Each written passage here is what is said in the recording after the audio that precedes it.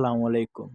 আমরা এখন আপনাদের মাঝে নিয়ে এসেছি ফেসবুকের হোয়াইট মোড থেকে কিভাবে ডার্ক মোডে অ্যাক্সেস করা যায়। অ্যাক্সেস করার জন্য আমরা ফার্স্টে যাব ফেসবুকে। ফেসবুকে আসার পর আপনারা এখানে দেখবেন হোয়াইট মোড। আমরা হোয়াইট মোডটাকে ডার্ক মোডে অ্যাক্সেস করার জন্য আমরা যাব প্রোফাইলে।